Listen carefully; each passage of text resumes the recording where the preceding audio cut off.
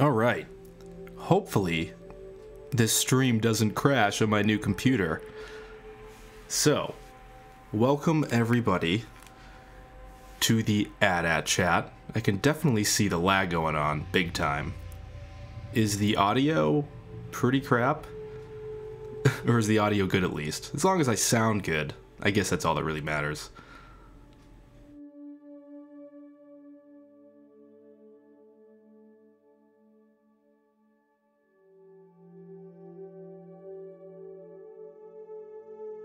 Let's see. So we got Francis in the house, we got Giggle Freaks, we got Alex, we got Christina B. Yeah, alright, so you know what I'll do for next stream? I just have to fix the bitrate on this. So Alex and Molly, Patrick, there's another, Kenny Ritchie. Hello everybody. Claudia, yo, what's up? Enfys Nest, what a great freaking name. Oh my god. I love Enfys Nest. I just started building the new office for my live stream here, so it's funny that the live stream, it's good to know that these settings don't work, but yeah. Oh, now it's sort of like catching up for me. I can see it working a little bit today. All right, cool. Oh, Luthian's in the house. Nice. Welcome to the live stream with the AT chat. It looks like we got 16 people hanging out. Yeah, this is the real one. So my stream, I don't know what was going on with my keyboard, but as I was setting up, I just downloaded OBS today to redo my whole setup here and get everything going. And apparently G1 on my keyboard starts the stream. So I literally kept on hitting escape or G1, and I was like, God damn, I keep hitting G1 at starting the stream. And I didn't even realize it, which is really funny because everybody popped in at 1 p.m. or something, and I was still editing my video. Yo, what's up, Stuart? Welcome to the stream, man. Oh, you know what, Molly? I want to make you a mod. Where is that? I'm going to do add moderator. You are now part of the mod squad.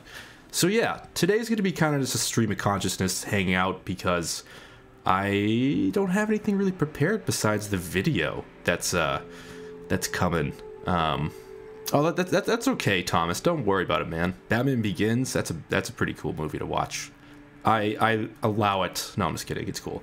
But yeah, so I got everything going up. The computer's up. The PC's up. I was playing The Force Unleashed this weekend a lot because now that I have a computer that can handle it, I was like, yes, it's finally fun to play. And it's actually not too hard playing on my keyboard. I just stopped using the Xbox 360 controller, and it was really fun.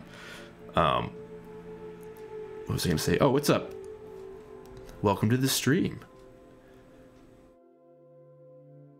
Yeah, Alex. Hey, everybody. Hope everybody's having a great day. Yeah, same for me. I hope everybody's having a good day. Hope everybody's had a good Sunday. My Sunday's been hilarious. I don't know if everybody follows me on Twitter, but Twitter has been hilarious to me today. Oh my god.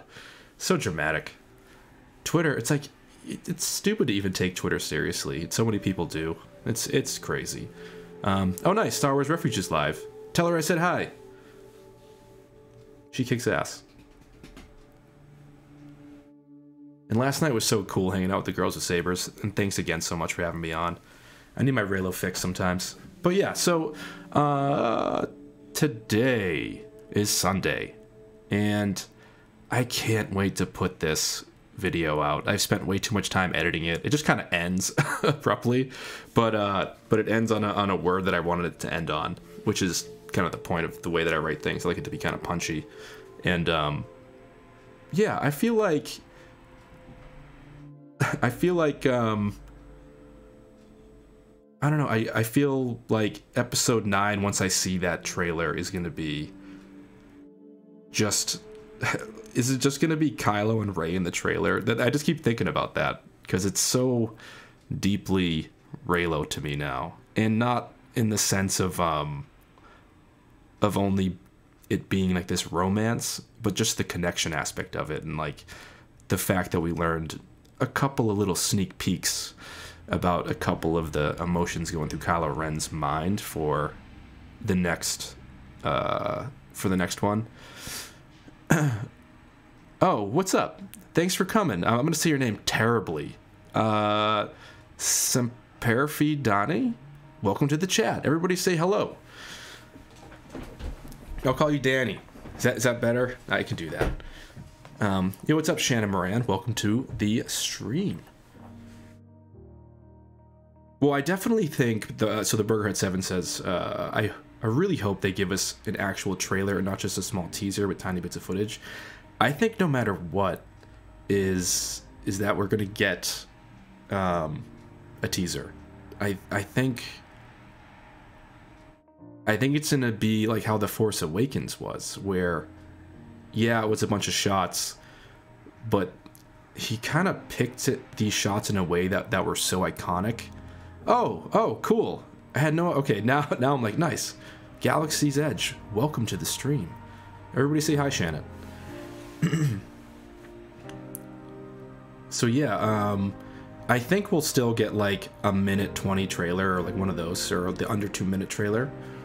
And then I think we're probably gonna get like just one mega trailer, because this is the final episode. I don't know. I feel like they're gonna try to avoid doing a billion trailers.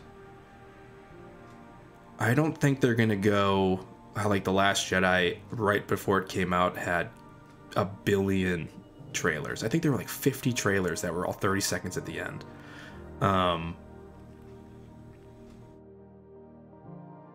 Yeah, Kenny Ritchie, I'm with you. I think it's gonna be like the second TFA teaser, where it's like, I have it. My father has it. You have that power too. I think it's gonna be kind of like that, like something alluding to the big OT tying everything in, and like I just feel like it's gonna just like smash cut to Ben, and he's gonna be like in Kylo Ren mode. So it's gonna be an interesting film. And plus, thinking about when we were talking about that weird alien last night that's like in the sort of leaks, you know, I feel like this is gonna be a total bonker sauce film. And I already thought The Last Jedi went bonkers in a good way. Like, sorry for the gross voice there, a little phlegmy today. I just feel like they went weird in The Last Jedi, and JJ needs to continue with the weird. And that's what's so cool about Star Wars, is once people are just like, all right, we're in Star Wars now let's test the waters and stuff and go into the sandbox and do some new shit. That's when I start really liking stuff. The Burger Hut asks, what do you think the chances are of seeing a Force Ghost Qui-Gon? Haven't thought about it, to be honest. I actually have yet to think about something like that. What I am really excited for is next week, where I can buy Master and Apprentice. I love Qui-Gon Jinn, and I think I've said this so many times, but he's the perfect representation of what I think a Jedi should be. And then close second is Luke Skywalker.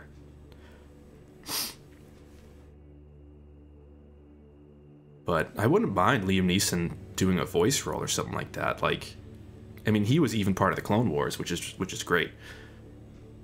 I like that. I like that people that Oh, Emma asks, oh, interesting. What do I think the trailer scene of Kylo might be like?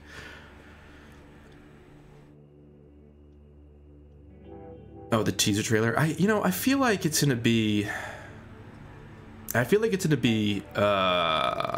Less of a narrative and kind of a trick of like amalgamations of parts of movies and footage and stuff, that will potentially add up to like a reveal of Ben. Because like, if this is the final saga or the final Skywalker film, I feel like they're gonna just be like, snippet of this, snippet of that, maybe some dialogue of Mark Hamill from the old movies or whatever, you know, Ben, Obi-Wan being like, 1,000 years ago the Jedi rule, you know what I mean, and like all stuff like that, and then it just slowly transitions to all the forms, and it's like, and then we just see Kylo Ren, and he's like, where's the girl, you know, like in his mask on or something like that. Like something intense like that is what JJ is good at, like just an amalgamation of things to this one moment that just smacks you in the face. And that's what I'm expecting as an editor. And that's how I edit too. I like abrupt things. I like crescendoing up to a hit. So it's gonna be cool. Stuart asks, how's the youngling? That was a cute picture I posted. Thanks so much, dude. Yeah, we went out to breakfast today to celebrate my birthday from last month. And we took him with us, and he's doing really cool. He's talking to everybody. He's waving to everybody. He calls me Dagoon because he can't say Dada. So I'm Dagoon to him. And in the morning when he wakes up, he just goes, Dagoon, Dagoon. It's so funny to me. But yeah, thanks for asking, man. He's good, and the wife's good, and I think she's out at Marshall's right now with him, just kind of like doing her thing while I'm streaming. She actually hung out in the stream last night with the girls with sabers. She thought it was awesome.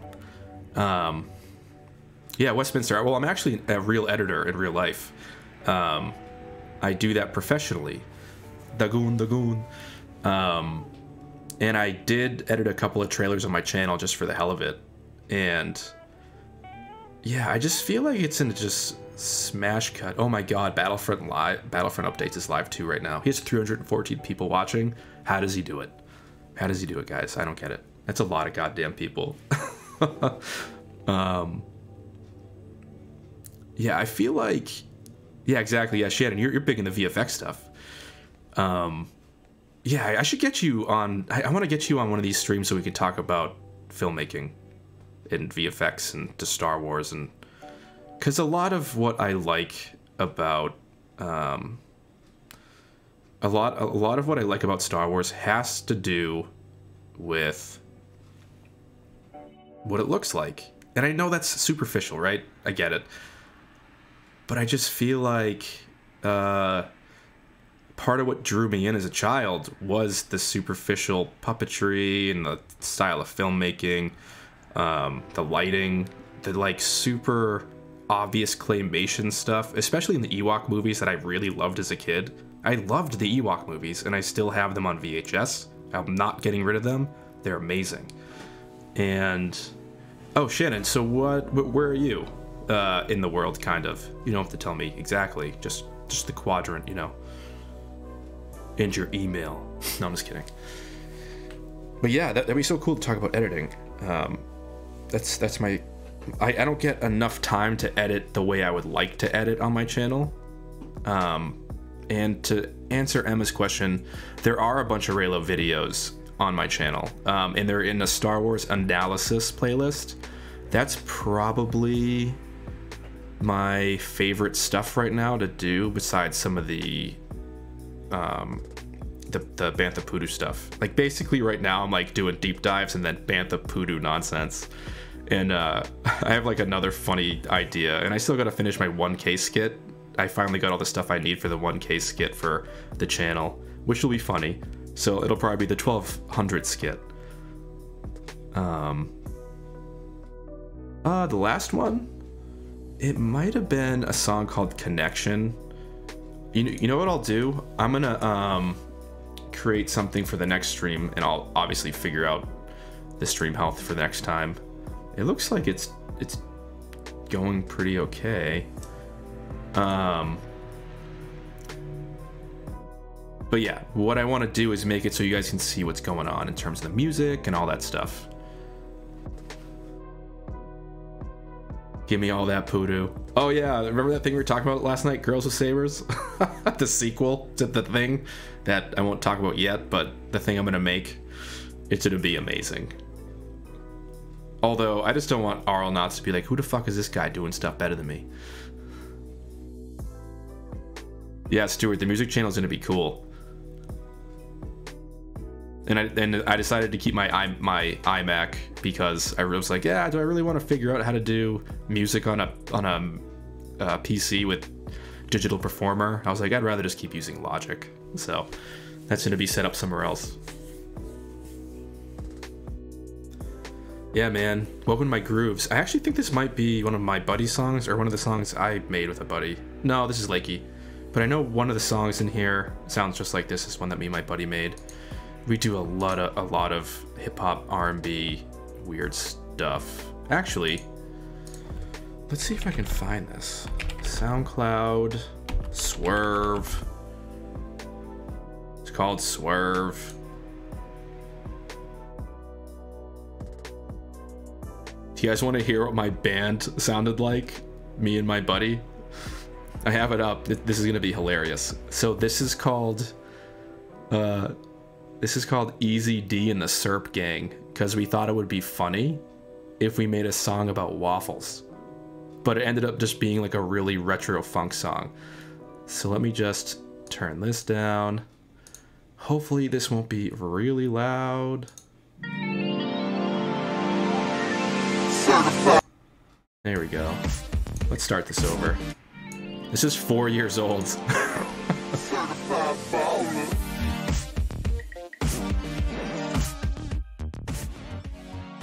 There we go.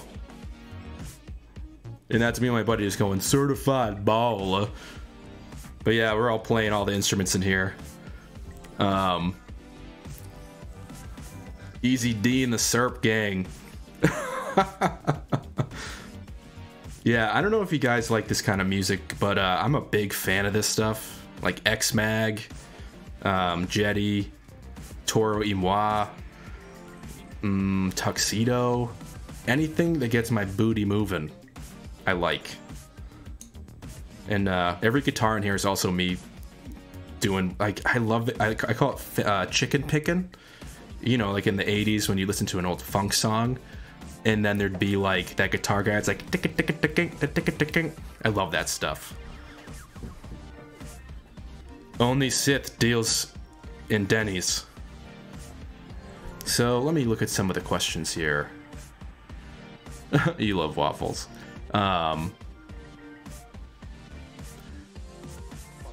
Stuart, what do you think you would make? Do you think you would have made a channel even if you weren't driven by the hate going on? Good question, Stuart. I'm not sure, because before I made, oh yeah, there's the waffles. Hold on, I gotta go back. Right here. That's me. Waffles. Yo, what's up, Sabak chat? Yeah, that's Mike on guitar. This music is ridiculous. But would I have made the channel? I think I eventually would have, but I don't think I would have come in as strong as I did. And I came in hot. I came in making fun of people big time. I was pissed off, and I just wanted people to shut up, and I was pretty ruthless and attacky when I first started. It was funny to me, and I still think it's funny. I still save those videos. Never gonna repost them. But I just wanted to, you know, not be one of those guys. Here, I'll play another one from us. This one's called Ocean Drive. It sounds like the Karate Kid did it with your mom. Demonetized. This one I actually played every instrument and didn't sing though. But yeah, so I ended up blowing them all up with the Death Star, and maybe I'll upload them to like a different channel somewhere someday. I don't know. I'd have to figure out how to do that. Oh wow, that's hilarious, Stuart. Yeah, the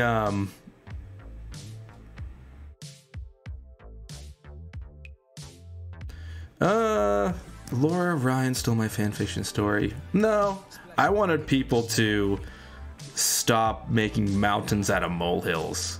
It was just like, it was like this huge event where people were just massive complaining in such a way that reminded me of little kids having tantrums.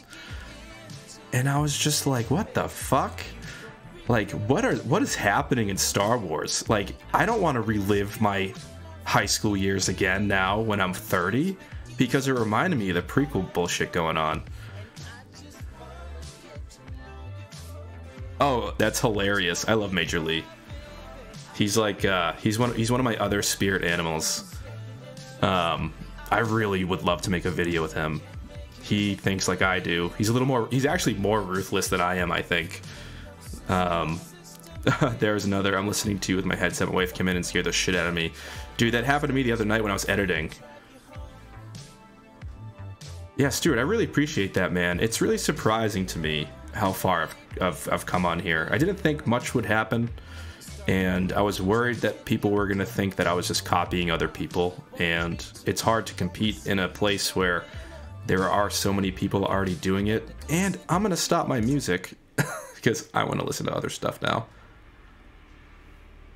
Let me, there we go. Let's bring some back at these chill vibes. How does that sound, guys? Oh, of course the song ends. You know what, guys? Let's go to the Girls with Sabers favorite song, which is also my favorite song, The Last Star by Ulash. But yeah, it's interesting because I don't know what my end goal is with everything on the channel. I know that I know that basically at this point I've finally found a groove, and unfortunately with the freelance going on I've had to slow down a little bit, or else I was gonna lose my goddamn mind trying to get videos out. And you know, this one is like more of an 9-minute video, I think, so I like to handle those with care. And the reason being is there's so much shit on hold on, let me respond to this. What's my spirit animal for Star Wars? Yeah, what's up, Star Wars Refuge? Everybody say, hey, Star Wars Refuge. And everybody here that is hanging out, please sub the Star Wars Refuge right now, because they kick ass, and I want that mobile streaming. Yo, what's up, Bosk? Welcome. We still gotta do that thing together where we're doing our show and tell for our geekdom for all of our toys. I don't have every toy above me yet in my Black Series. I was going through them last night and just like shed a tear looking at them all.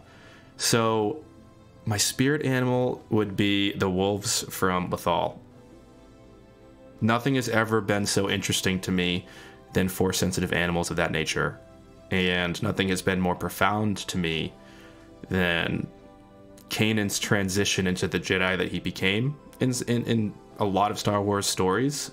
Had that been a film, it might have been the best arc for a character I've ever seen. And I legitimately think that. So I think my spirit animal would be the wolves that he transferred his essence into to guide Ezra. Sorry for spoilers, but yes, those animals. And then in terms of my kind of mentality on life, Salacious Crumb. I'd be Salacious Crumb, a Kowakian monkey lizard. But yeah, Kanan Jarrus is the goddamn man. Well, I'm 33. I'm like in the almost old, but not old, but still worried and could have a heart attack area. Let me go up the chat a little bit. Oh yeah, Patrick Francis is in the house. What's up, dude? Who else am I missing? I didn't say hi to... Did I say hi to Claudia? I think I did. Emma asked, could Rey Kylo be the new Chosen One? I think yes, of course. I think that is the thing. I think the point of this trilogy heavily took some themes from the arc of, or the Mortis arc from the Clone Wars, specifically with the son and daughter and the father. And I've always felt that, you know, Rian Johnson himself, I say stuff like that all the time. Neander Plum Blossom, I'm mentally 7. Oh God, Shannon, no. That's PTSD times. Oof. I can't even use Final Cut Pro X. Final Cut Pro X is like a goddamn pain in the ass to use. Oh wow, you saw episode 1 in theaters, or A New Hope. That's amazing, Laura. My aunt did, and she for some reason saved all these old things from her first experience seeing Star Wars, and she gave me all of her old stuff from like her first time ever seeing Star Wars. It was awesome. I have like the original button they gave out at theaters and everything, a poster from then, and it's awesome. Man, I haven't logged and captured shit in so long because all that I use is Amira cameras, or Ari cameras. So I use the old Dex and the DIT peoples. Hey, what's up, Carter? Welcome to the stream, buddy. So, yeah, the Chosen One. Yes, I believe that the Force itself, and this is going to be in my video, I think the Force itself is... I mentioned something called living dualism, and I think since the Force had sort of put itself into Kylo Ren and Rey, in my opinion, and in the books it says the cosmic force had awakened. Also, the music's a little low. I'm just gonna turn up a little bit. I think the whole idea of the cosmic force and it being of a dualism, a dualistic nature, but the dualistic nature creates a whole, you know, it creates one entity. I think the cosmic force split into two parts, or went into two users or vessels in order to create the balance within the living force. So there already is balance in the force itself outside of our mere existence on this plane, in my opinion. What needed to happen was that to happen in the realm of the living force. So the cosmic force did its job by waking up from a snooze, because Luke went to go hide, and I think that this entity, the he/she of the Force, the binary whatever, it went into the both of them, and that's why like they're the two most powerful people. And I still see things or people attacking others online where it's like, you know, unless Rey, unless they explain how Rey could do this, the whole sequel trilogy is a bust. Well, no, because wanting an explanation for things you've never wanted explanations for is ridiculous. We didn't want that explanation for the difference between, or for why there's inconsistency between a 10-year-old Annie and a 19-year-old Annie. Like, it just happened. That's how the freaking film was. So, I don't know. Oh, Demon Incarnate, that sounds amazing. Yeah, Girls with Sabers, thanks so much. You guys are like my hype people. I gotta create a Nightbot too. How do I create a Nightbot? Anybody know? Oh, so by the way, this song's Quasar by Ulas as well. And I love this because it makes me think of Blade Runner.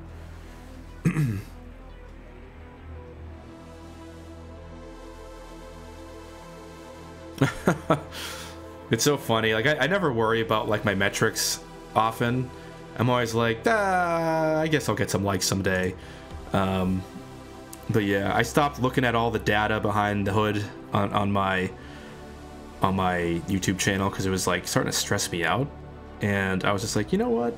I'm just gonna like enjoy my life and not look at my statistics anymore, because it's so easy to look at stuff and then like it changed my own opinion. Oh, are you heading out? Bye, Luthien. Everybody say, may the Force be with you, Girls with Sabers. May the Reylo be with you, and all the tea that you can possibly ingest. Yeah, Laura, so true. So, this is what I'm gonna say. So, the Jedi and the Sith are ideologies of the Force. If you follow what I'm saying. So, like, let's take it to our world for a second. We have things that are analogs for things, right? Or like we have like, how do I put this? I guess the way I look at it is that all there is the Force, and that's all there ever was before there was anything. Before, like, if you look at the Bible, now all of a sudden I'm going to talk about the freaking Bible. I'm not even religious, but anyways, I know a lot about it. My dad was a Sunday school teacher. I went to church forever, and I majored in philosophy. Welcome to the AT Chat Lounge philosophy session. So, in my head, according to the Bible, and this is where I get this analogy from, in the beginning there was nothing. All there was the Word. You could call the Word freaking the Force. So in the beginning, all there was the Force. And if that's all there was, I think that in order to know itself, it had to create different ways of us to experience ourselves, right? Or like it needed to break off into things. So humans, aliens, whatever, planets, this and that. Existence was created. The cosmic force created the living force, right? So what I'm thinking is that, I call it FN, or Ezekiel FN 2187. That's my gospel. Let's pray to Sheev specifically. All praise Sheev. So my thinking on the Jedi is that, in the Sith, is that it's a dogmatic principle based around a real truth. And the real truth is not one side or the other. And I think that is kind of what was going on with the prequel trilogy. And I feel like what is going to happen, and maybe I'm completely dead wrong with what's going to happen in 9. I don't think Sith and Jedi are going to be what Force users try to become anymore. I think there's going to be something that's a little more holistic that allows people to do two things. A, have real love, not this sort of ambiguous trust for others. Like like everybody was so emotionless as a Jedi, and that's how they were trained to be. And I think it's important to be completely human and to not shut off any aspect of yourself. To get attached to something is healthy, I think. To get healthy attachments and stuff like that. And it's just like, at this point, yeah, Enfys Nest said it. So at this point, I feel like the idea of needing to see them train because we've seen training isn't a story. Like that, like the training was part of the story and it helped the narrative back in the day. That aspect is no longer going to enhance the narrative. We know what training is. We know what training to be a Jedi is. Rey wants to be a Jedi, but she's been rejected. And Luke goes, the Jedi won't end or whatever at the end of the movie. And sure, I guess you could say there is yeah, exactly, Laura. Yeah, so like there's like the Jedi code. But what was I gonna say? But yeah, I think they're just straying away from the idea that the dogmatic approach to becoming one with the Force or whatever, or becoming one with like, or tuned to the Force, it's not going to be this dogmatic way of attaining it. And let me just answer to it real quick. Probably in May. I just need to create 2 or 3 more tracks, and they're going to be stuff. It's going to be music a lot like this, because it's really quick to make, and people love synth jizz. So that's what I'm going to make, and that's the stuff I like, and it's just so fun to do that stuff. Yo, what's up, Alex? Welcome back. Here, I'm going to skip this song. Here we go. We got some Allison playing right now. The song is called Gaze. And not G-A-Y-S, it's G-A-Z-E, just for all the weird people in the chat. Let me turn this up a little bit.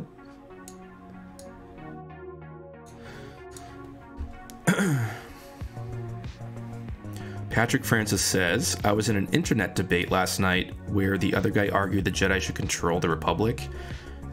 You should get the Rusan reformations in front of that man, Patrick.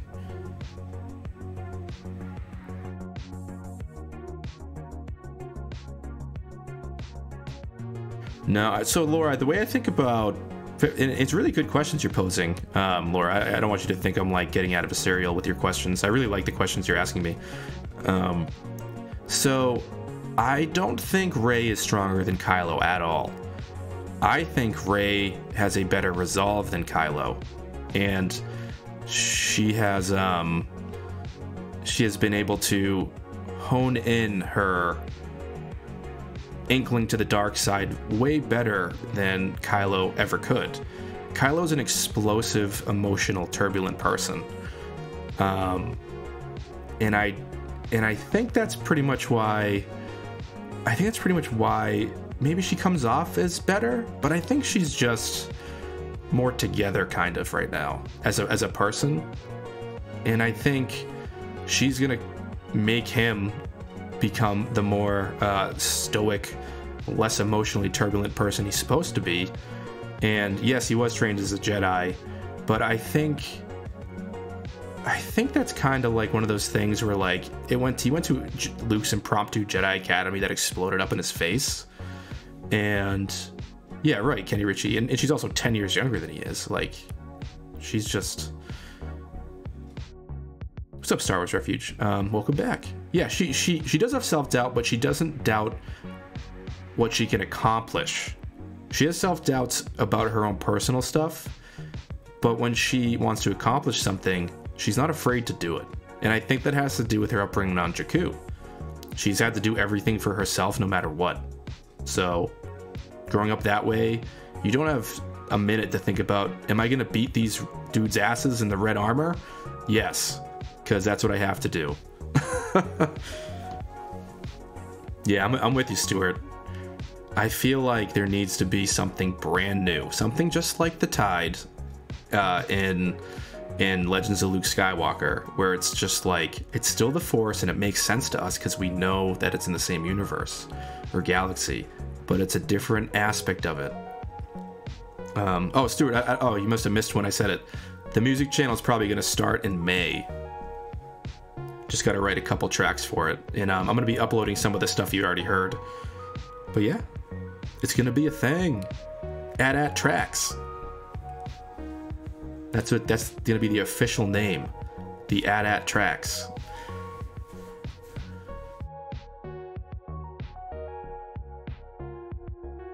I only speak in Arabic, but Arabic sounds like English, so we're all good.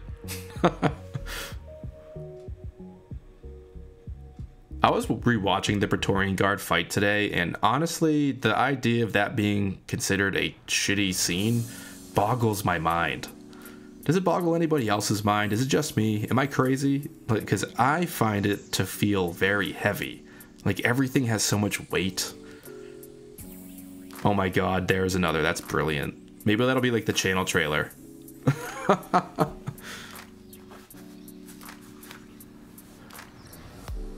That's hilarious, Laura. Oh, I love this song too. The song's called Alone Time. I have no idea who made this song, but it's so good. It's so funky.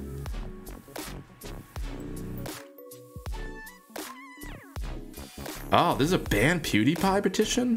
You know, I don't know much about PewDiePie. I think he's funny. I know he's gotten into some of the oopsies here and there, but this day and age, it's hard to really... it's hard for me to rally against anything because I don't know if it's people just getting outraged for the sake of it or if something really did happen or what. But a lot of people seem to kind of... I don't know. People seem to say that he's like part of the alt-right, and I don't think that personally. You know, and to be truthful, I listen to Joe Rogan's podcast. I really love Joe Rogan's thoughts on life and stuff. Sure, he talks about some weird shit, but I avoid that. But just when he's talking about life and philosophy and psychedelics sometimes, because those are funny, I love listening to him.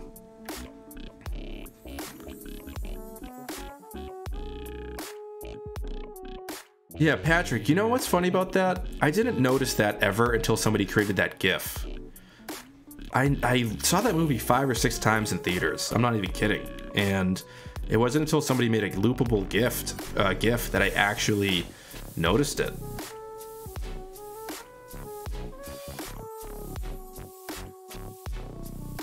Oh, there's a Chewie roar? I'll have to check that out. I didn't know that. Yeah, honestly, like, so Thomas, welcome back. The choreography and the cinematography of the choreography was out of control. Well, Laura, so that's what I really liked about it. Like, it was so brutal and chaotic, because that is Kylo's nature. Like these guards are trained to fight in as gentlemen, right? They're like trying to do this like gentlemanly fight. And then yeah, I can't unsee it now either, Patrick, which is so sometimes I get bummed out when I watch The Last Jedi, because in the back of my head I just hear like SJWs, soy milk. Liberalism. It's like, leave me alone. I just want to enjoy my movie. But yeah. But the whole fight seemed visceral. It seemed real. It had weight. Everything seemed really... It seemed real, is what I'm getting at. And I have yet to ever sense that. The closest I've come to feeling like what I was watching was super real beyond how they've done the lightsaber duels in the sequel trilogy, because I think they've been really fucking good. There's been a channel that's been deconstructing that Disney doesn't understand lightsaber duels at all. Well, guess what? This guy doesn't understand life, so check yourself out. Lightsaber duels have been fantastic in the Disney era. They're unbelievably well crafted, unbelievably filmed, and the only one that comes like close to it, there's two other duels that come close to this.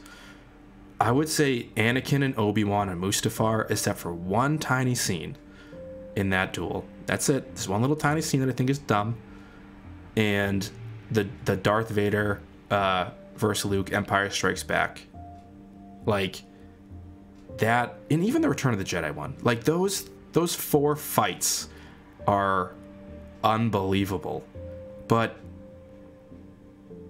the OT and the CT, or the CT in the sequel trilogy, their lightsaber duels feel real. They feel real. I feel like I could reach out and that lightsaber was real. I don't have that sense in the PT at all. And sometimes in the original, Star Wars Refuge, I love Duel of the Fates, but to me,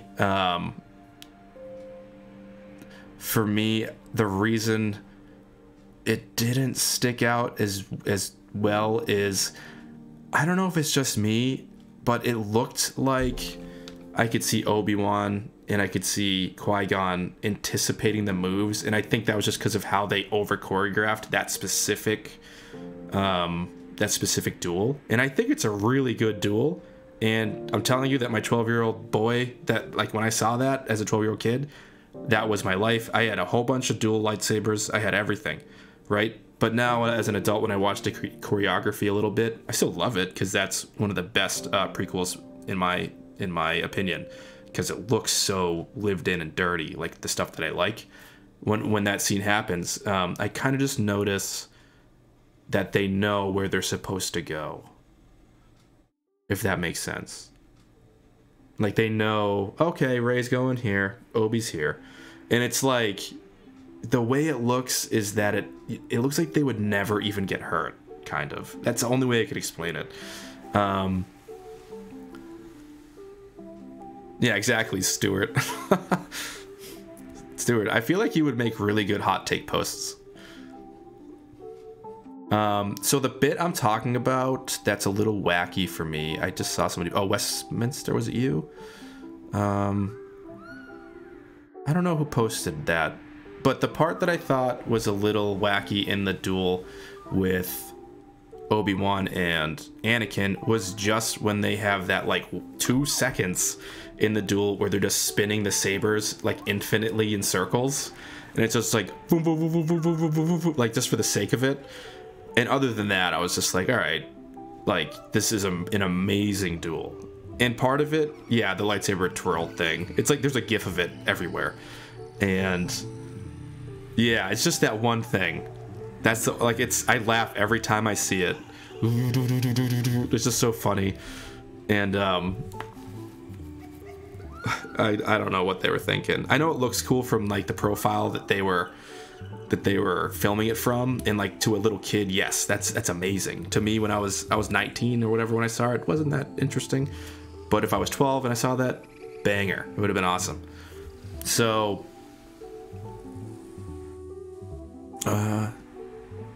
oh yeah, I love Jenny Nicholson. She's wicked funny. She's the one that's always on the couch, right? Or her bed, and she's always dressed up as something. I agree. I love Ray Park. Ray Park is a god. I'm just going through some of these. Yeah, everybody knew what I was talking about. I might have missed some questions up above, so repost them if you guys did. Oh, you like the infinite spin? See, what's weird about that is like, what's weird about the infinite spin, I do like the force push that happens there, but I just don't get the idea of that move, I guess, is my issue. And I guess anybody could say that about anything in any of the fights. So I guess that's just like my one dumb nitpick on a fight. Like everybody has their own things in each movie. So it's my subjective idea of the fight. Christina B with the hot topic. Okay, so Threat from Beyond. So this is just for Star Wars Refuge's sake. I think I'm about to just talk about a tiny bit of things that I won't go into great detail, but just something from Reddit. So pause your ears. So from the Beyond, do I think it's possible for Snoke's son? I don't think it's going to be a Snoke's son, although that would be interesting. But my banking is on old Palpy. I think Mr. Palpy is back, or something having to do with him, and I think with Jakku, all that stuff. Oh yeah, Stuart, I did, unfortunately. I mean, what's weird about that is, like, me and him have talked offline before, and he's a really nice dude when he was talking to me offline, and I don't know. I don't understand the point of today, but it's fine. He's done it to everybody. He's done it to me, Eckhart, Hello Greedo, everybody. I don't know. It's really weird.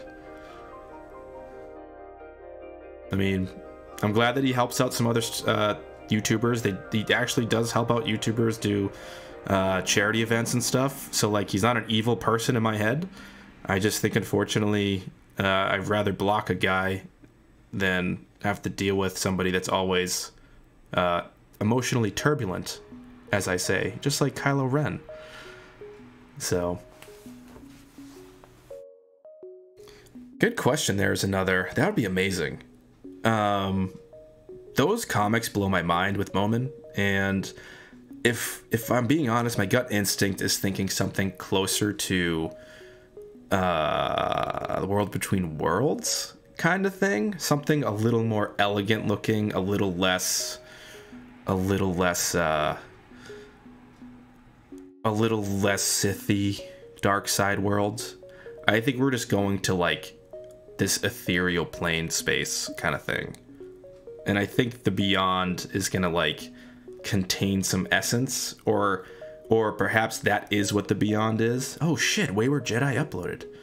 God dang. What's up, Mark Zuckerberg?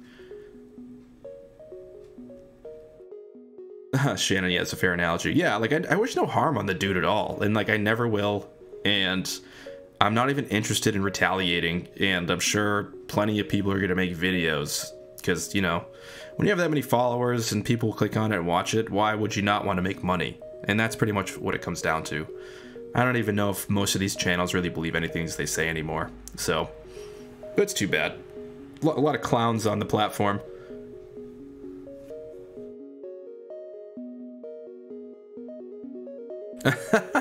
Carter Lovejoy, Tommy Wiseau should have been Kylo Ren. Would you agree? I did not hit Rey. I did not. Oh, hi, Snoke. Dude, that needs to be made.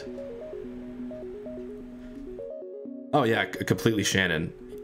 The human brain gravitates towards negativity naturally. It's the easiest thing for us to be down with, you know?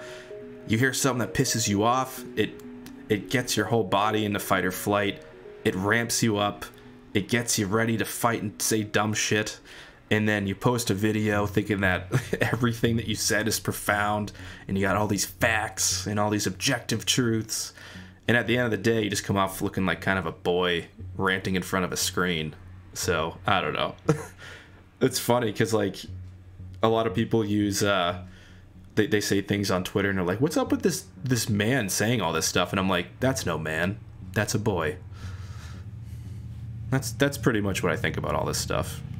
If somebody's on a platform all the time being negative, like all the time, then I think at the end of the day, there's something wrong with them.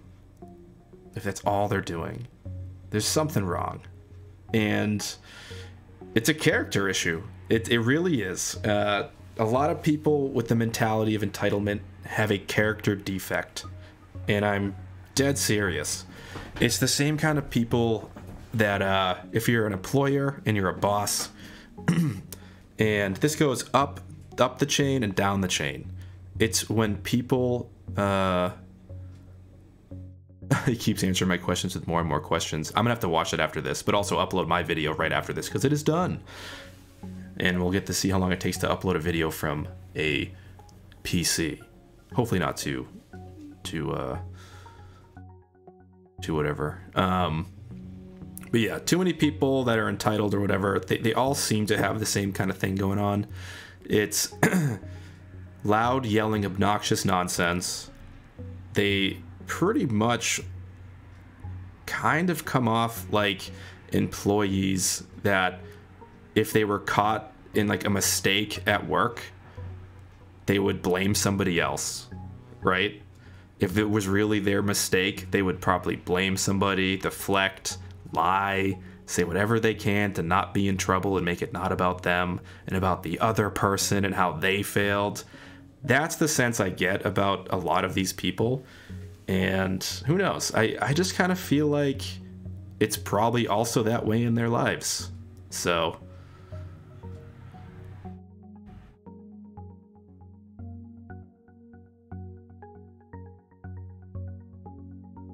Oh, interesting, Bosk. Yeah, well, that's what I was gonna say. Like, I don't want to make this like talking about him because, like, I honestly think he's probably watching this for all I know because he's wacky. He's kind of creepy, and fucking, what was I gonna say?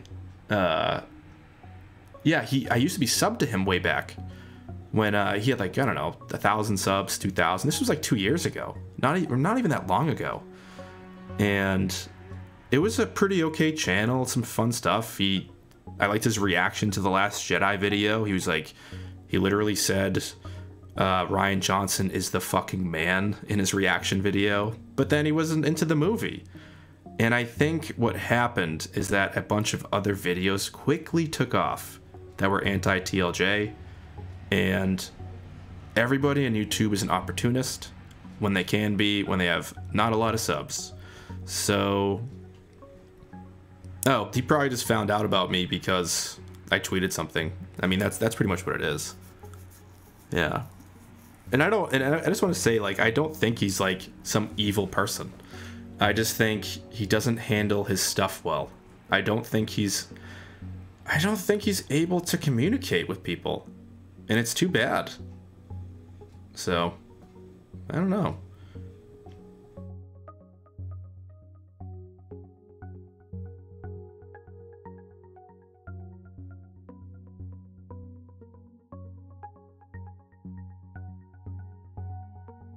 Oh, no worries, Laura, it's fine. I mean, I know he's going to Celebration. I think he probably will be tame there. I highly doubt there'll be anything going on. But other than that, like, we don't need to continue talking about him. So, moving on, because this is my channel. In terms of like, just the general backlash still that's going on, I just think the best thing I ever heard was from Vincent Vendetta, and also from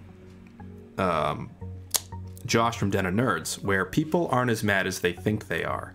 It's a very profound statement to say, and it's super, super true. And I think we're all also guilty of that when we get kind of ramped up into something that like our friends are in, like we start feeling their feelings or something.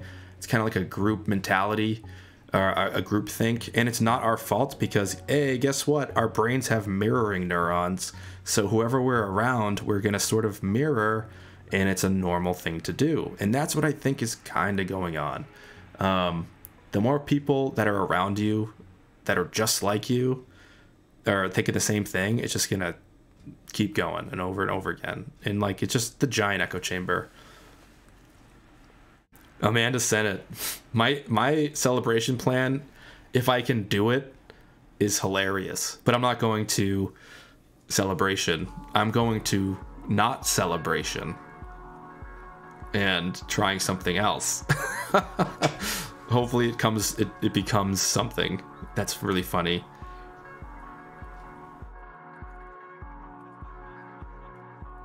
Well, that's the thing, Laura, is that there was no official Lucasfilm response. It was just a director response. Ryan talked a couple times.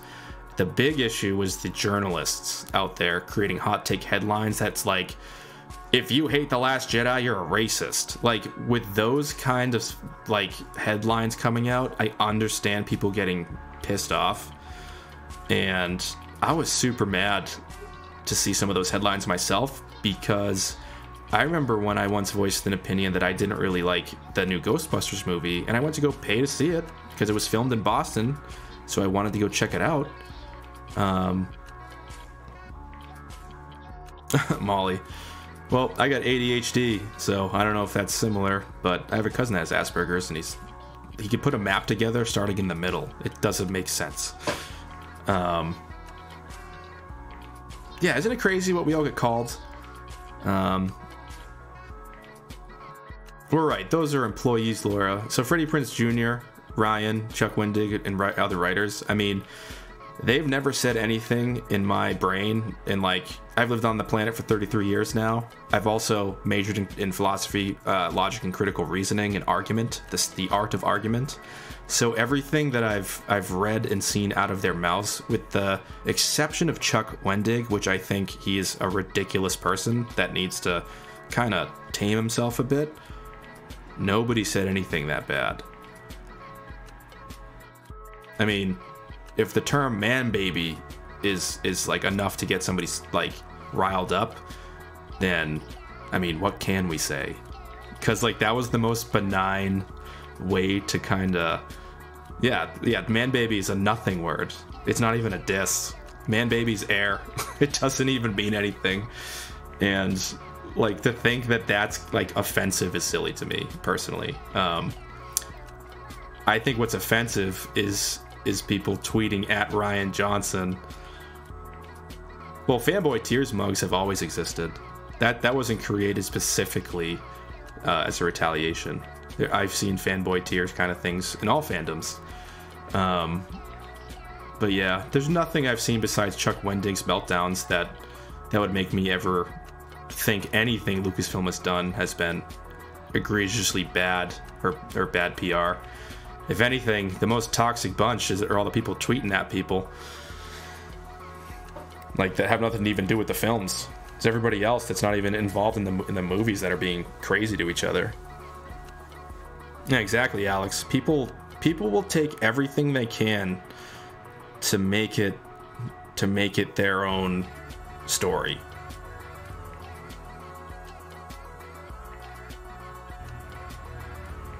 I think Soy Boy is the most hilarious sleep. Oh, Stuart, good night, dude. It's been nice hanging, man. Everybody say good night, Stuart. May the force be with you. It's offensive to babies and women. Westminster, I hope that you watched my, whatever that last Bantha Poodoo video is. I don't even know what the hell it was called. My Bantha Poodoo alert video.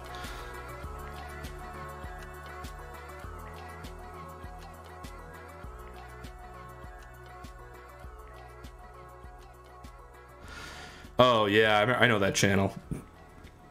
I saw one video from that channel, and it opened up with, Kathleen Kennedy is a poor excuse for a woman. And then I turned it off. I was like, what the fuck is that? So, Molly, fun fact about soy. Oh, I love Computer Bounce. That's this song. So there are men in the world that are so obsessed with their T count testosterone levels. And we're talking like crazy obsessed dudes. And they're obsessed with the idea of being alpha, and they want to know that they're not a beta. Like, these people are super worried about their social status.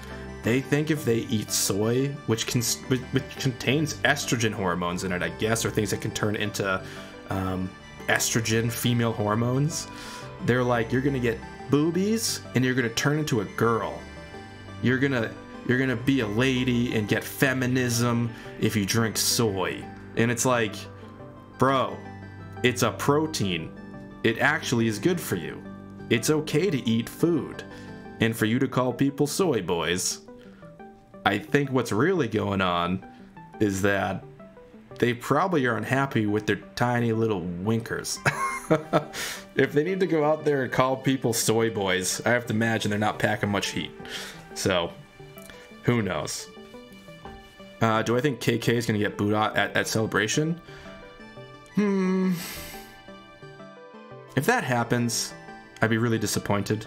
I don't know, Carter, to be honest. Like, she doesn't need that. If that happens, I hope they escort everybody out of that panel and shut it down. That's what I would do. I'm a very black and white person when I get pissed. And like, I'm telling you. Oh, good night, dude. Thanks, Stuart. Thanks so much, man. I love your support here. It really means a lot. Yeah, it's just like, if she gets booed, you know what I would do? Like, if I was fucking Bob Iger, I would be like, all right, get out. Everybody out. See ya. Celebration is over. And you're not getting a refund. If somebody fucked it up for everybody in that way, it would be unfortunate. But I would just shut the whole thing down and say, go home. That's what I would do. I'd be like that dad where that kid keeps acting up. He won't listen. And I'd be like, fine, you do it one more time. Oh, you did it again. All right, put it in the car. We're going home. You know what I mean? Like, that's how I am. I don't put up with any BS at all. That's why today, before I hit up or made a status about Jeremy, I DM'd him personally saying, hey, buddy, I think that we talked about, you know, not bashing each other online because we wanted to get past it. And you were all for it. And then you go and do this. So you didn't like that I called him out and got a little squirrely about it. So who knows? It's just dumb. Do I think EA should lose their Star Wars license? Yes, Mark, but not until Jedi Fallen Order comes out. So I can play it. I want them to at least finish that game so I can play it. But I am not happy with EA. And I'm not even a big gamer. I play Battlefront. I play some other games. Nothing really that big. There's like Limbo and some other side-scroll games. I have The Force Unleashed. I have KOTOR that I'm working myself through finally. And EA is just like, they make beautiful looking games that eventually just do nothing for me. And I was so sad about the campaign.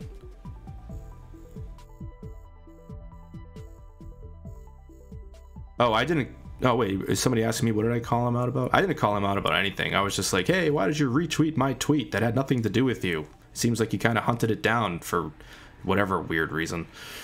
Oh, yeah. Well, one thing, too, is which video game company should to make it? Well, Boxhead, I have something, I think. I haven't played Inside Westminster. I just think LucasArts needs to come back. LucasArts. LucasArts. But then I also support a lot of EA Game Changers, so I would be like, can you guys become LucasArts Game Changers?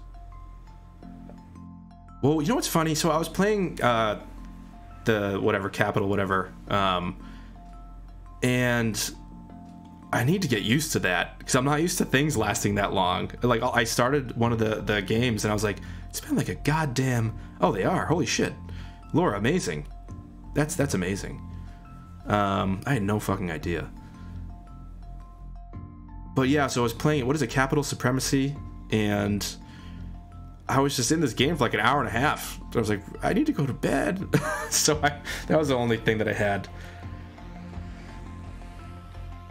Oh, nice, Shannon. Yeah, I think I need to set my frame rate to 30 for my game stream for that one, because there's something funky with that one.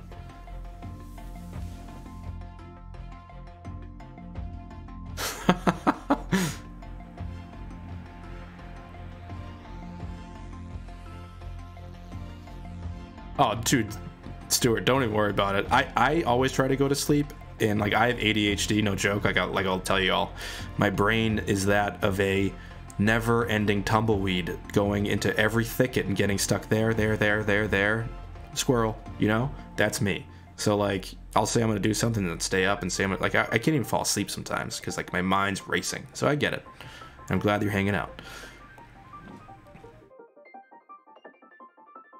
No, I'll never hit up EA and tell them any of that stuff. I think EA will figure itself out or lose the contract. I think all things play out the way that they should most of the time, and I just feel like people that are fans getting involved, throwing kind of stuff around in the online sphere, adds way too much drama to something that's already a big issue.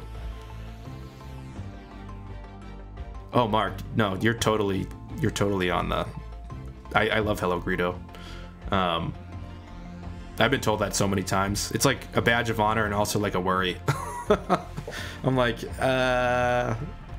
do I sound like him? I don't know. I guess I could pitch my voice a little differently, and I don't know. I do think he makes way better parodies than I do. Like his parodies have some quality that like only a man in a helmet with a green screen can achieve. Do I like James Universe? I have no idea.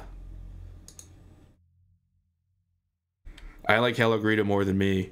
I wish I could see his videos more often. James Universe.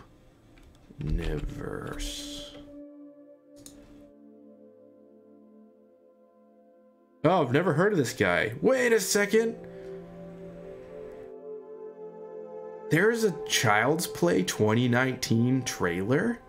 You gotta be kidding.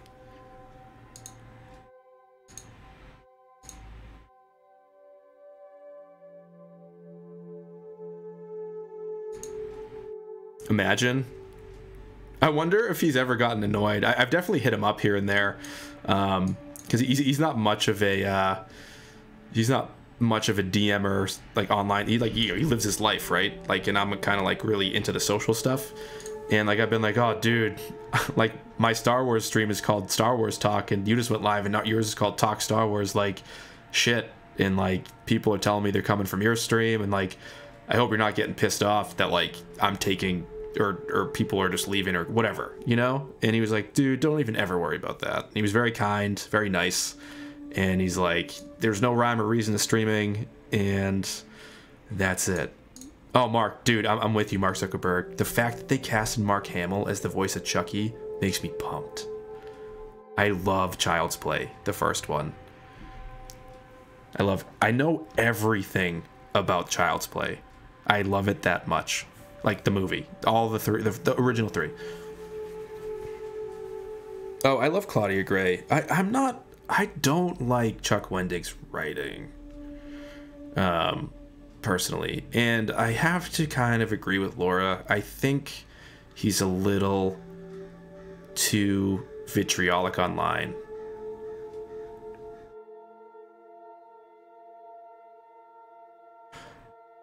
Yeah, dude, I just finally got a bunch of what are they called? EPS files for like different helmets. So this is the only one that I could find that would work for what I was trying to design quick, but an AT-AT helmet is actually going to be going on the man in the suit soon. So, and then hopefully what I can do is I want to create a better little backdrop for you all, so it's a little funner with some other things and animations popping up here and there. But we'll see. I also have to have time to do such things. I really... Stuart sent me a link to one of the AT-AT helmets that I'm probably going to buy, but they're like $600. So it might be my last buy for a long time.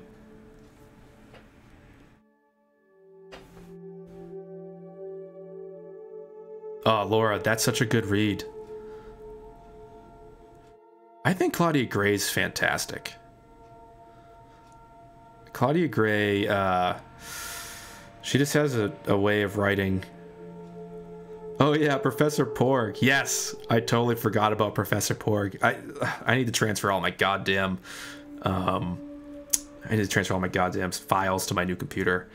It's been weird transferring over to this computer because, like, in some ways it's wicked amazing, and then other ways I'm like, what the hell is going on? So, oh, Shannon, dude, Dark Crystal is my jam. Talk about weird puppet stuff. That was part of the reason why I loved Solo, is because I felt like Jim Henson's Creature Shop literally got revived and then made Solo.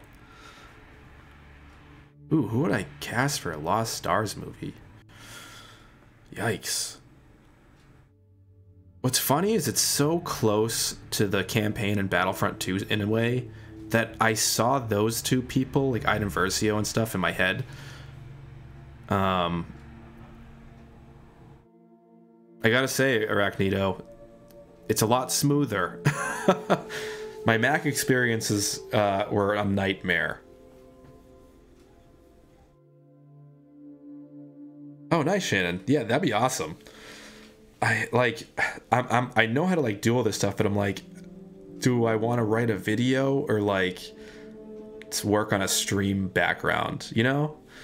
But oh yeah, so Laura, but that's not to take away from the story though. That story like made me verklempt, you know? Demon, I'm so back or behind on comics. I still have my $30 gift card to Harrison's Comics here, and oh, take it easy, Laura. May the force be with you. Everybody say bye, Laura. Thanks for hanging out in the stream.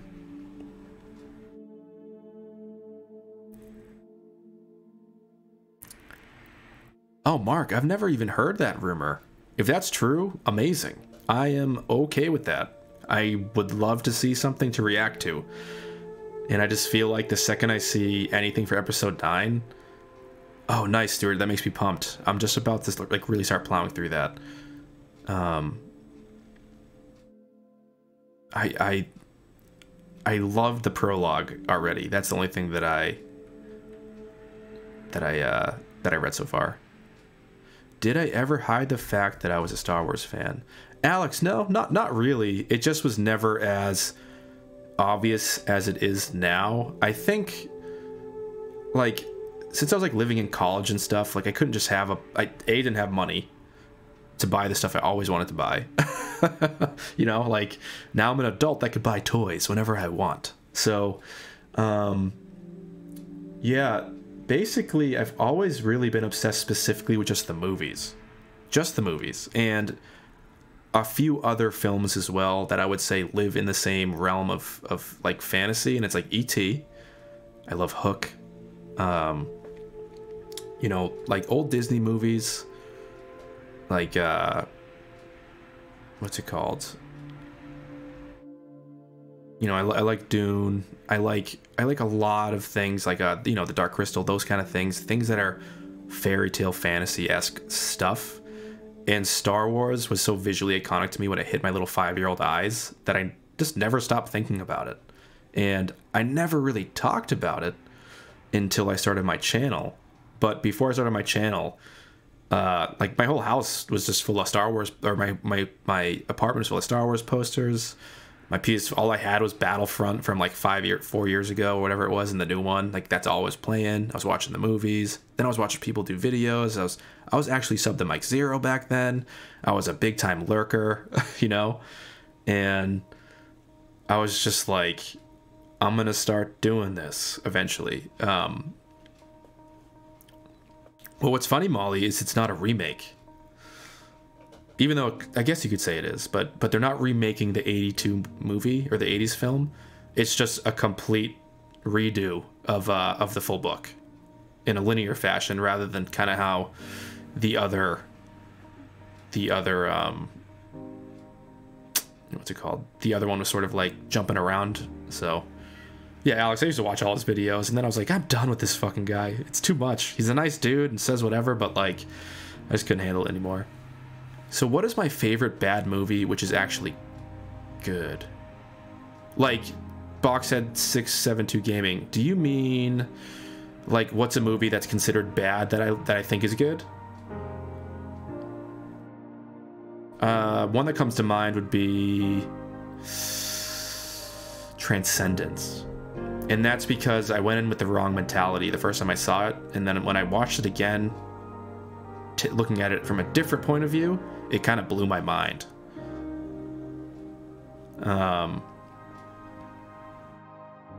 Oh, Mark, no, yeah, I disagree. I think now, like, the general people's hype waxes and wanes, like the what I would call the casuals. But I think the people that are don't worry about it, Alex, it's okay. It just didn't work for me. No need to apologize. If you like it, that's awesome. That's really cool. Westminster, yes, Oscar Isaac is in the new Dune.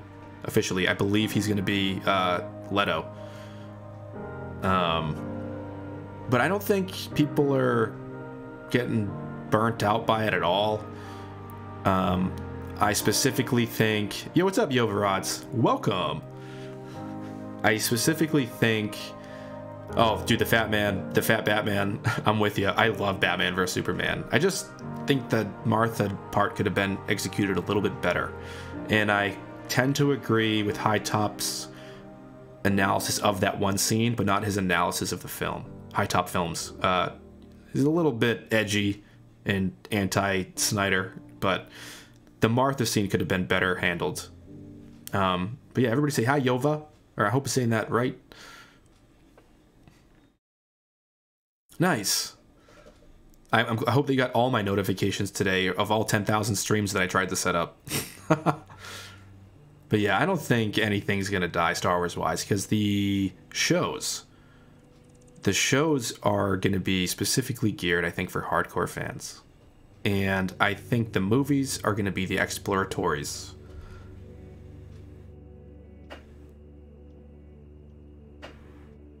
Oh, interesting question, Demon Incarnate. It'd be interesting to honestly talk to other people about what they think is going on, because like I know in China they weren't too happy with what was going on, but then again, to me it would never make sense that movies that sort of are a play on like the samurai and stuff would go over in those countries, because like it's us sort of like retrofitting already told stories for our Western culture. So that's why I feel like a lot of times things don't go well.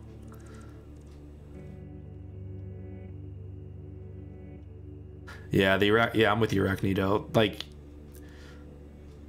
the issue with the Martha scene specifically has to do with the idea of not killing, right? Batman doesn't kill is the video essay that I watched.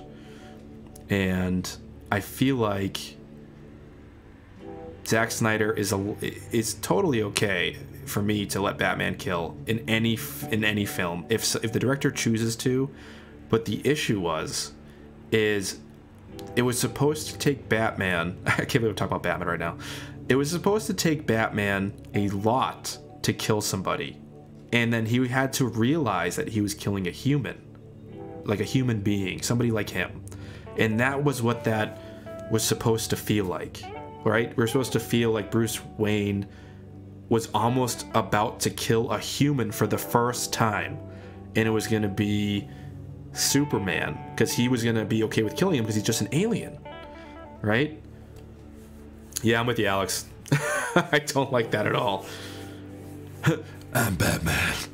Isn't that what he sounds like? I hope that didn't just like pop everything. But yeah, the Martha scene would have had weight and made a little more sense to me narratively if Batman killed nobody before that scene. Knowing that he killed everybody, that scene kind of just didn't need to happen. So, oh, interesting, Demon Incarnate. I mean, I like the MCU. It's I just started rewatching every film in UHD on Amazon just to like get ready for Endgame. And this is probably the first time I've ever been like really amped up to see Avengers. Like I didn't even go see Infinity War in theaters. I just watched it when it came out for streaming. And that was it.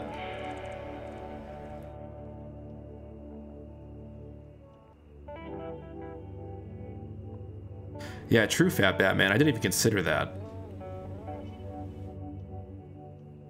Oh, Yova, yes. I just hope that I can watch it while I'm at work, or whenever it is. I gotta get the schedule.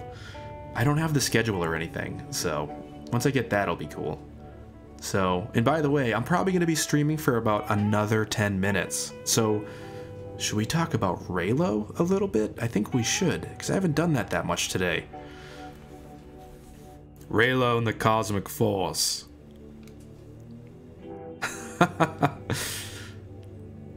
So who here didn't think Reylo was a thing before The Last Jedi? I'm actually curious about that. If people in the chat are like, you know, I didn't think it was gonna happen.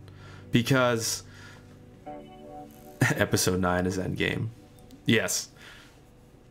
Because after making this video, going through The Force Awakens, and like showing all the places where Reylo really started, it's just so obvious to me. And that's what I was saying last night on the stream. Like, so much eye contact in the oh, well, it's not for everybody, Rex, I guess. I just really like it. Yeah, for me, it finally dawned on me, kind of listening to J.J. Abrams. Oh my god, this song's way too sexy for this chat. Let's go to the next one. And we're just gonna play some Sunrise in Space. There we go. Yeah, so you need a teacher and all that stuff, right? Like, every time they meet, he's trying to figure her out. He's trying to figure her out, right? And I always thought it was funny that, like, there's so many obvious references to, like, Beauty and the Beast in the movie. And I feel like... No, totally, Rex. I mean, it is, sort of. It's definitely an analog to, like, Anakin and Padme, which is, like, the ultimate, like, emotionally abusive relationship in some ways. Like, at least in Revenge of the Sith. But yeah, that's the thing. Like, they do start off as a little bit like adversaries. But the thing is he's not trying to hurt her. He just wants to know what her limit is when they're fighting in the forest, right? And then, you know, they meet in this enchanted forest twice to, like, that, like, where big epochs happen, right? Big things happen. Like right at that moment when they're fighting at the end, and they're like, she finally, like, in my head canon, she just pulls a Mace Windu, and she, like, all of a sudden is, like, using Form 7, taking on his dark side energy talent to take him out. And if people are okay with Mace Windu doing that, like, I'm okay with Rey tapping into that somehow. And I feel like that whole thing is just him being like, I want to figure out what you can do, and then I want to show you what the Force can do for you. Not what the Jedi or Sith can do. I want to specifically teach you about the Force, not like the dogmatic principles. And it's so cool to see it now, like the way I think JJ wanted us to see it, and picking out these things. And the other thing too is they first meet again in a forest right near a castle, Maz Kanata's castle, you know. And it's just like, oh, take it easy, boss, may the Force be with you, dude. And it's just so obvious to me now, and especially with the eyes when they're looking at each other. Every time they look at each other, whether they're having a lightsaber duel or it's the interrogation scene, there is like this intimacy kind of in their eyes, or at least in his eyes while he's looking at Rey. Like, he, like, just stares into her eyes, and he's watching her sleep, kind of like before she, like, suddenly wakes up.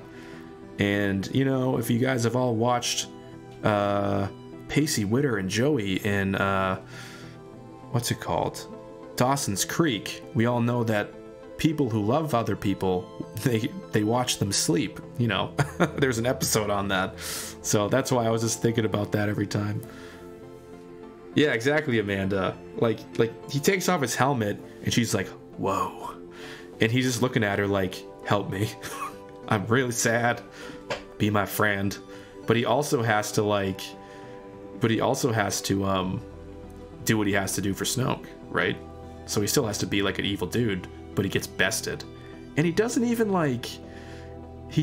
retaliate. He just quivers and tears up a little bit and goes to talk to Snoke. And she's like, she's powerful in the Force, more powerful than she could ever know. Let's train her. And Snoke's just like, bring her to me. And Kylo's sort of about to go do that, but I think in his head, he was always going to be being like, no. She's with me, Snoke. I'm going to protect her. Stalkers do too. That's funny.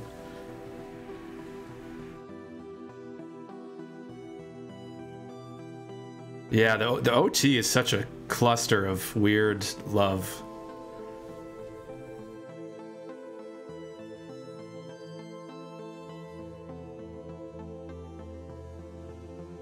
That'd be, yeah. I'm so glad that she never ended up being anybody. It's important, right? And yeah, you always think Ben is the last Skywalker. Imagine if this film is called The Last Skywalker instead. Like, that would be kind of weird, but that'd be interesting. The Last Skywalker. It's too bad they did The Last Jedi. Hopefully it's not called Reylo as Endgame, because that'd be hilarious. So, yeah, the thing with me is, like, the hand touch was what sold Reylo for me. That was it. Like, once the hand touch really happened, it was the complete affirmation of everything I was thinking. And when you pause that scene, they're, like, touching hands, and there's a time when you can pause it, and Luke's in the background, and it's the two of them touching hands, and it looks like the Father, the Son, and the Daughter on the mosaic for the Ark of Mortis. It's crazy. And there's no way that that's a coincidence. Just like, what is it? Obi-Wan says he doesn't believe in coincidence or luck, you know?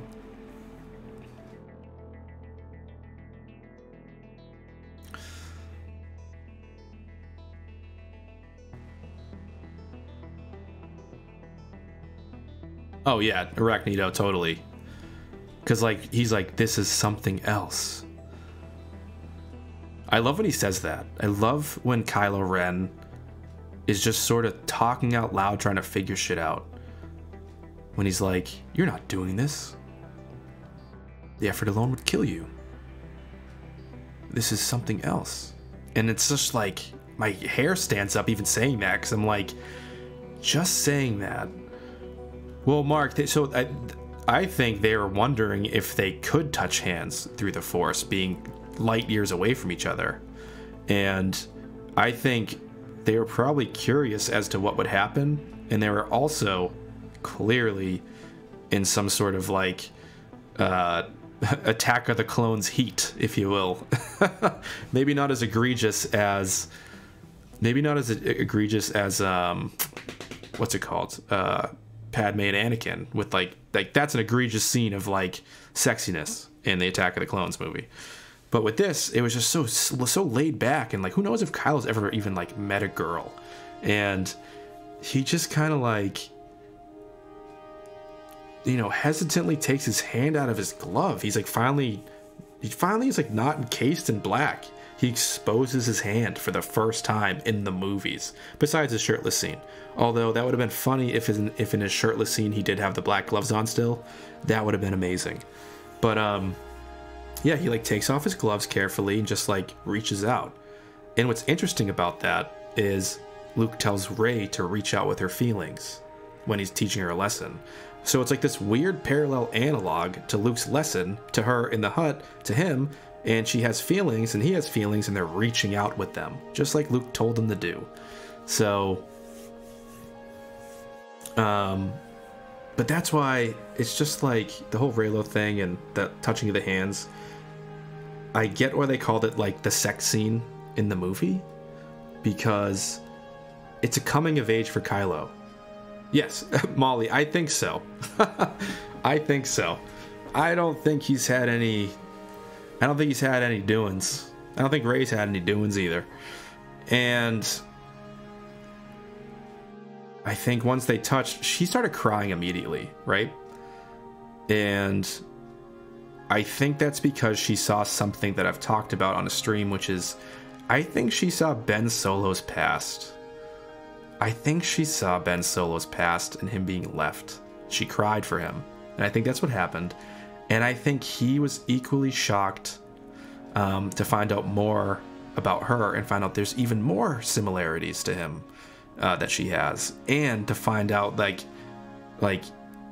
once he touched her, it's almost like he decided, you know what, she's worth saving, and like, yes, I'm gonna bring her to Snoke and have this whole thing happen. She's gonna rule with me, even though that was a selfish way to get her to be part of his whole thing. He tells her straight up, you mean something to me.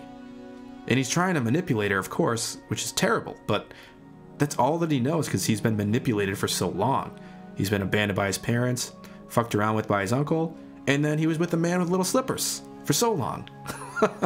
So, you know, you can't live with the guy with golden slippers for that long and be normal. You just can't. It's impossible. So, I don't know.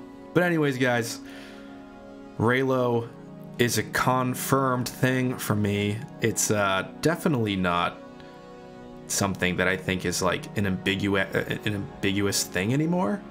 To me, what's going to happen, and this is going to close up the stream, to me what's going to happen is the movies will find, I think the movies will find them in the middle. In the beginning of 9, they'll still be in that little sort of middle ground area where like she doesn't know how to trust him yet, he's rejected, and I think he's under the helmet to hide. Literally have no thoughts on the Force child, and I don't think that's a thing, to be honest. I don't think there's gonna be some like having a baby off screen thing. Maybe there is, but it just seems so narratively odd.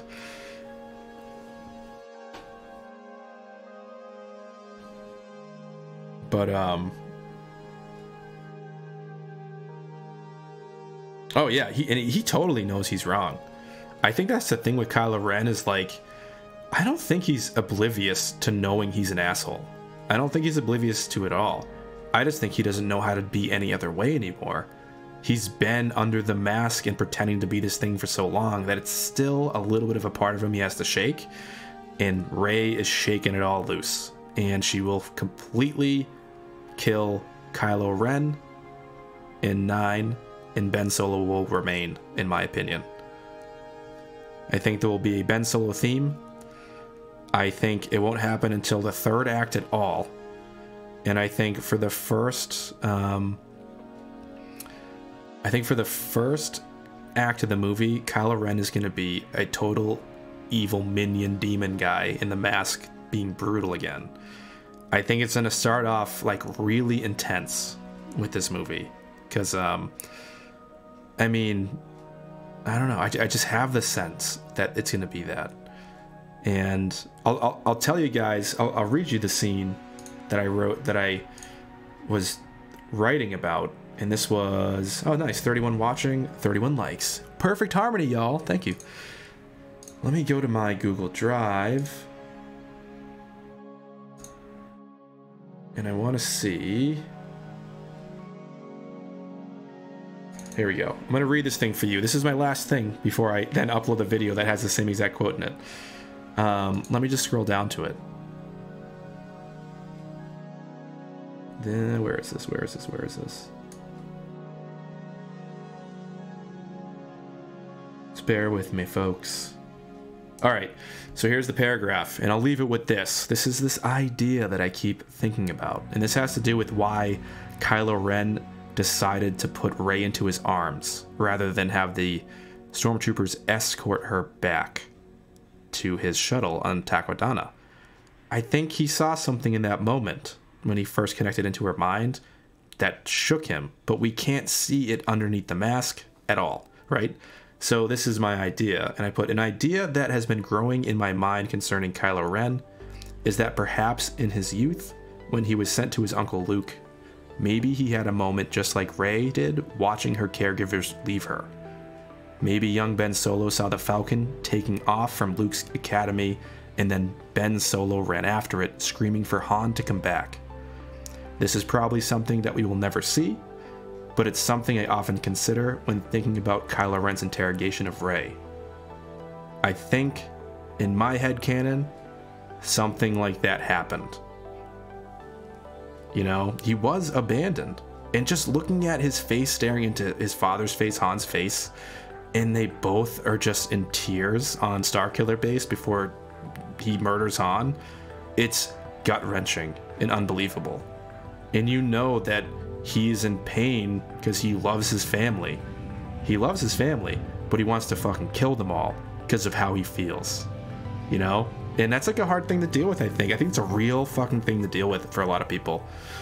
So, a lot of people have divorced families, you know, and they deal with going from one parent to the other parent, and then that parent marries this parent, and that parent gets divorced, and they have another parent, and all of a sudden, you're just fucking, like, dealing with so much random things as a child that you grow up with so much anger. And what you end up doing as a person that grows up like that is you let it out on those who love you. And you don't even know you do it. So,